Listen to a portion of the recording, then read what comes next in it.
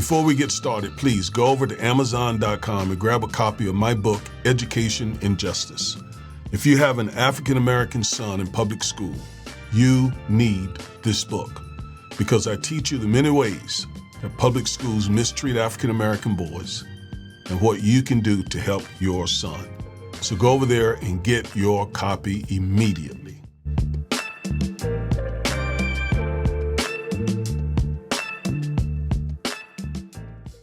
Folks, all of my videos are important, but this one is especially important. So you need to watch it all the way to the end. So, have you heard that the Trump administration is now openly floating the ideal of suspending what's called the writ of habeas corpus, one of the oldest and most critical protections and rights that we have in the U.S. Constitution? How do we know this? We know this because of an announcement made by Stephen Miller, one of the president's operatives. So I want you to hear for yourself what Mr. Miller had to say. Well, the Constitution is clear, and that, of course, is the supreme law of the land, that the privilege of the writ of habeas corpus can be suspended in a time of invasion. So I would say that's an option we're actively looking at. Look, a lot of it depends on whether the courts do the right thing or not. At the end of the day, Congress passed a body of law known as the Immigration and Nationality Act, which stripped Article III courts, that's the judicial branch, of jurisdiction over immigration cases. So Congress actually passed, it's called jurisdiction stripping legislation. It passed a number of laws that say that the Article III courts aren't even allowed to be involved in immigration cases. Many of you probably don't know this. I'll give you a good example. Are you familiar with the term temporary protected status, or TPS, right? So by statute, the courts are stripped of jurisdiction from overruling a presidential determination or a secretarial determination on TPS when the Secretary of Homeland Security makes that determination. So when Secretary Noem terminated TPS for the illegals that Biden flew into the country, when courts stepped in, they were violating explicit language that Congress had enacted, saying they have no jurisdiction. So it's not just the courts aren't just at war with the executive branch, the courts are at war, these radical rogue judges, with the legislative branch as well, too. So all of that will inform the choices the president ultimately makes, yeah. All right, so you heard him confirm that they're indeed looking at suspending habeas corpus.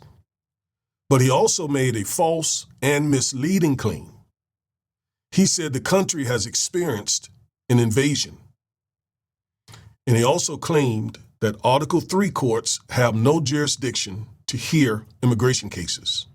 So let me refute both of those latter two statements. First, with all due respect to Stephen Miller, he's not an attorney. Second, there has been no invasion of this country in decades. That's false. That is just flat out false. This country has not been invaded and or occupied since World War II. And I'll explain that further below. Third, it is misleading to say Article III courts don't hear immigration cases.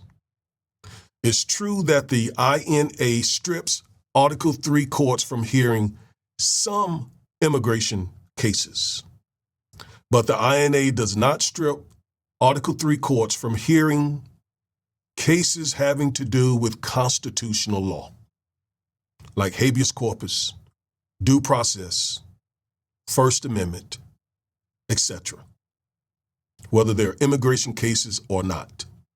Again, that's misleading. And what we're hearing here from Stephen Miller isn't mere politics.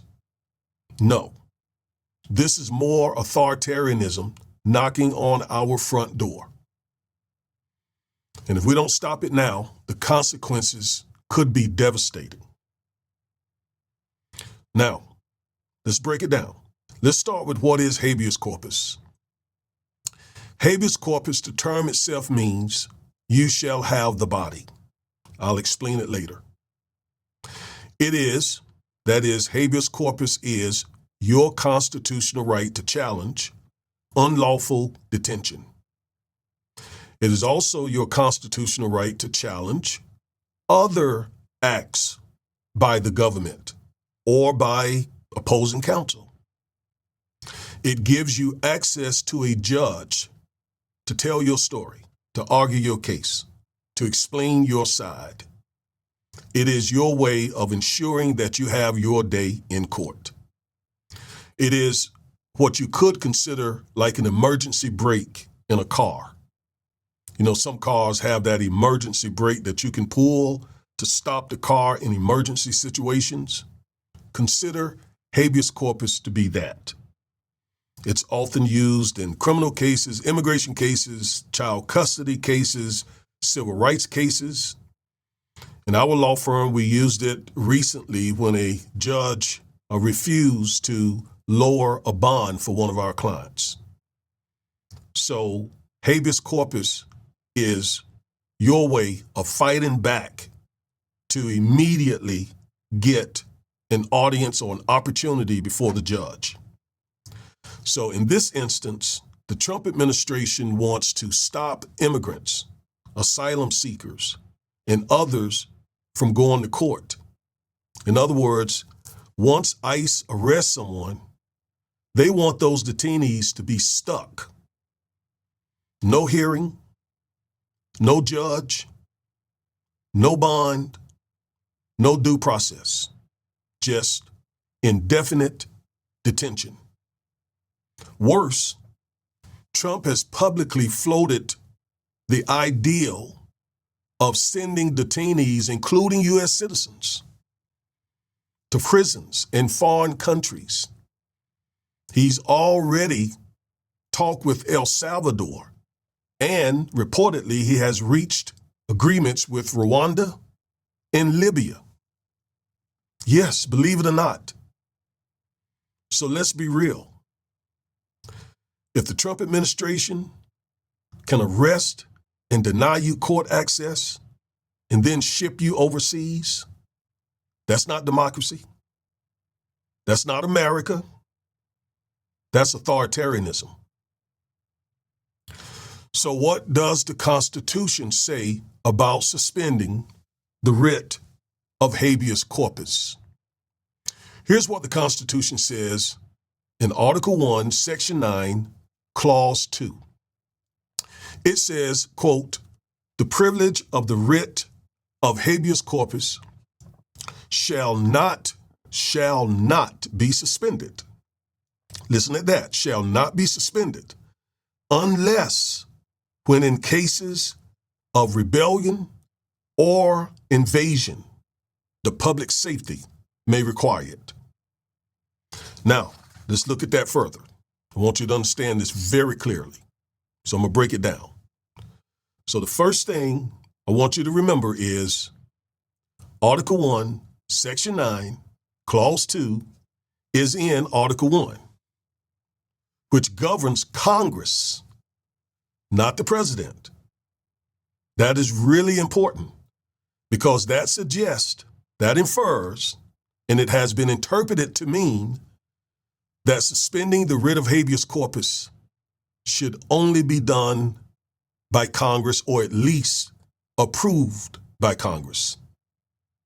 So the president should not be able to do this without congressional approval.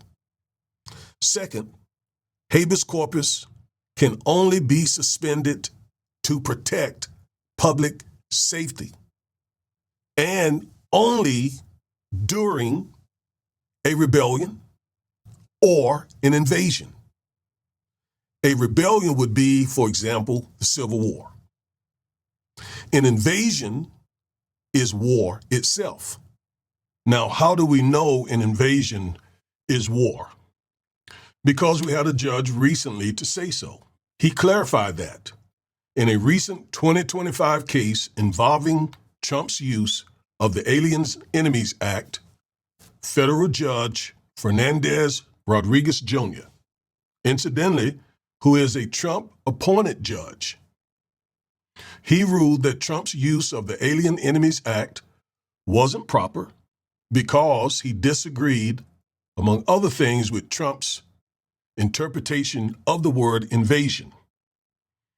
He said that it means war, not just the presence of illegal immigrants who are gang members. He defined invasion as an organized, armed military force entering the U.S. to conquer or control territory. He said specifically, gang violence or undocumented or illegal immigrants, their presence in the country does not amount to an invasion.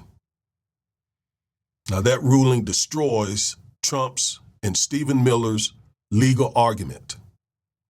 And by the way, illegal border crossings are down tremendously since Trump took office.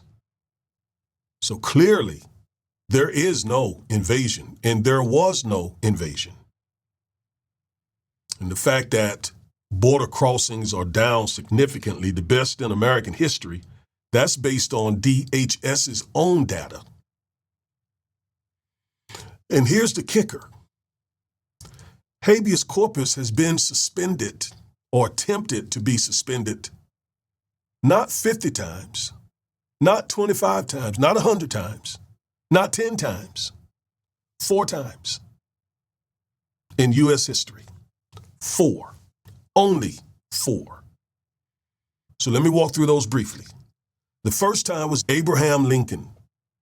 He suspended the writ of habeas corpus unilaterally without Congress. And in response, Chief Justice Roger Taney, someone I deplore, he wrote the Dred Scott decision. Anyway, he ruled that when Lincoln suspended the writ of habeas corpus, he said it was unconstitutional in a case called Ex parte Merriman. Now, Lincoln got a lot of pushback, a lot of opposition. During Civil War, during Civil War, he got a lot of pushback. So what he did was he eventually sought congressional approval and he gained it. All right? And again, this happened literally because of a rebellion that caused a civil war. All right, anyway, number 2, Grant, General Grant in 1871 during Reconstruction. Grant suspended habeas corpus to fight the KKK in South Carolina. Congress authorized it under the KKK Act. That too was a rebellion, right? It was domestic terrorism. It absolutely met the qualification of Article 1, Section 9, Clause 2. The third time was FDR, Franklin Roosevelt, 1942. Now, he didn't formally suspend habeas corpus, but he denied about 120,000 Japanese Americans their right to be heard, and they were placed in internment camps. And out of that came the infamous Korematsu v. United States Supreme Court case. Now, they upheld FDR, but it was a bad decision. It has been condemned, and the U.S. government ended up paying those Japanese Americans reparations. Congress apologized and paid them reparations, which is an insult to us African Americans who've never received reparations for the 250 years of enslavement, another 100 years of Jim Crow, and we have never, ever been paid what we're owed. That's another video, another topic. The fourth time was George W. Bush, right around 9/11. He tried to deny habeas corpus to Guantanamo Bay detainees, but the U.S. Supreme Court said, nah, even foreign nationals held at Guantanamo Bay have habeas corpus rights. Isn't that something? People who literally attacked our nation, the court says has habeas corpus rights, and they're trying to deny that potentially for illegal immigrants and potential gang members. What I want you to see here is in all 4 instances, there was either a war or rebellion. Okay? Either war or rebellion. Not the presence of illegal immigrants, and some of them some of them potentially gang members. And incidentally, who wants gang members in this country, especially those who are here illegally? None of us. That's not what we're about. When they get their due process, and if that results in them being deported, fine, good, bravo. I personally applaud the Trump administration for doing that, but not at the expense of habeas corpus, due process, First Amendment. No, no, no, no. I got to help protect it for them so that I myself will have it when I need it. All right. Also, those 4 instances, Congress was involved. Okay? Congress was involved. So Trump's planned consideration of suspending habeas corpus should be short-lived because there's no rebellion, there's no invasion, there's no war, there is no constitutional justification, and there is no congressional approval. So what's at stake here? And what is the red line for us African Americans? You should see that already, but if not, let me be blunt. If the president can detain people without court review, then he can do that and imprison and send us God knows where, and I mean all of us, including American citizens. Today it's immigrants. Tomorrow it's African Americans. The next day it's everyone. Everyone. Once habeas corpus is gone, the government at that point doesn't need any evidence. It doesn't need due process or anything else. It only needs the power to carry out its wishes, to carry out its actions. You see, this is how authoritarian governments form, how they form legally. It's not always tanks in the streets or bullets. Sometimes it's by executive order or legal memo or law, a signature, even sometimes through elections. If you lose your rights, however it came, violently or non-violently, you're dealing with authoritarianism. Trump has even said he wants to use the military on protesters, according to one of his secretaries of defense. And also, some of those same people who work for him said that he praised dictators. And we have seen him show contempt for checks and balances. So now his team wants to strip the last legal armor, the last legal shield that stands between us and total tyranny, a total dictatorship. So that's the red line. So, folks, the bottom line here is suspending habeas corpus without a rebellion or an invasion, which is a war, is unconstitutional. It's illegal and it's dangerous. It is really, really dangerous, including for us American citizens. So we got to say no. We got to say no to indefinite detentions. We got to say no to foreign prisons. We got to say no to authoritarian rule. We got to say no to setting aside our First Amendment rights, no to attacking law firms, no to attacking judges, no to attacking universities, no to all of that. Now, how do we stop Trump in suspending habeas corpus? By calling Congress. Because remember, we said suspending habeas corpus comes under Article 1, Section 9, Clause 2, which means this should be done, at least approved by Congress. So call your Congress people. And of course, that's based on the assumption that the GOP Congress people who controls Congress, both the Senate and the House, this assumes that they grow a pair and do what is right for the American people. I am Reverend and Civil Rights Attorney Augustus Corbett. Remember, stay woke, and also remember, we the people.